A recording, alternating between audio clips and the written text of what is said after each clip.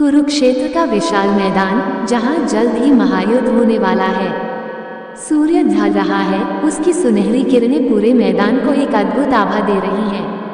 हल्की हवा चल रही है, दूर दूर तक युद्ध के लिए तैयार हो रहे योद्धाओं की छावनियां दिखाई दे रही हैं। आसमान में बादल गिरने लगे हैं, मानो प्रकृति भी आने वाली महाघटना को भांप रही हो। कर्ण अपने सुनहरे कवच और कुंडल पहने हुए अपने रथ के पास खड़ा है। उसका चेहरा शांत, लेकिन आंखों में एक गहरी उलझन झलक रही है। सामने भगवान श्री कृष्ण खड़े हैं, पीले वस्त्र पहने, सिर पर मोरपंख का मुकुट, चेहरे पर दिव्य तेज।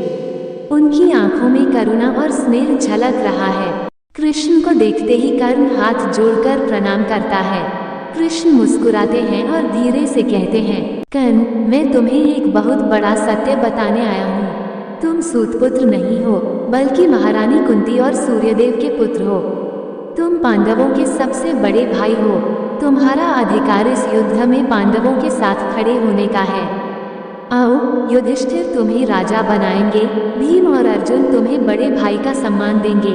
कर्ण कुछ देर चुप रहता है, उसकी आंखें नम हो जाती हैं। वह आकाश की ओर देखता है, मानो अपनी किस्मत से सवाल कर रहा हो। फिर वह धीमे स्वर में कहता है, हे माधव, ये सत्य आपने मुझे आज बताया, लेकिन तब कहाँ थे जब मुझे बार बार सूतपुत्र कहकर अपमानित किया गया? जब गुरु द्रोण ने शिक्षा देने से मना कर दिया, जब द्रौपदी ने मेरा अपमान किया, जब परशुराम ने मुझे श्राप दिया।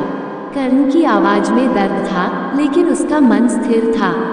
मुझे गर्व है कि मैं कुंती का पुत्र हूँ, लेकिन इससे मेरा कर्तव्य नहीं बदलता। जब पूरी दुनिया ने मुझे ठुकरा दिया, तब दुर्योधन ने मुझे अपनाया, मुझे अंगदेश का राजा बनाया, मुझे सम्मान दिया। वह मेरे लिए मित्र से बढ़कर है।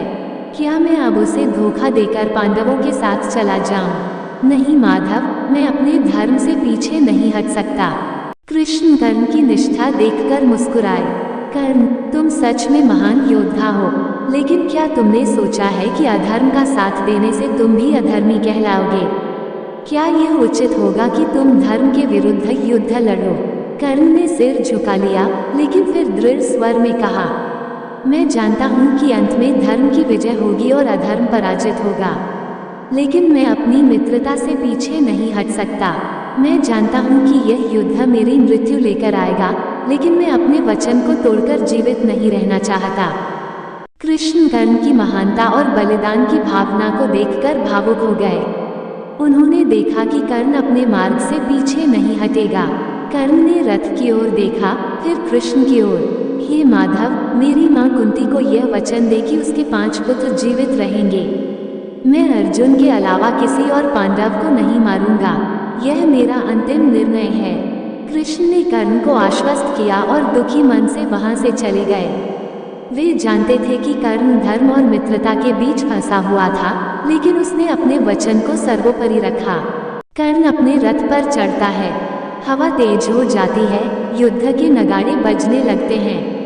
कृष्ण दूर खड़े होकर उसे देखते हैं, उनकी आंखों में करुणा और भविष्य की झलक। वे जानते हैं कि कर्ण का अंत निकट है, लेकिन वे उसकी महानता को कभी नहीं भूलेंगे।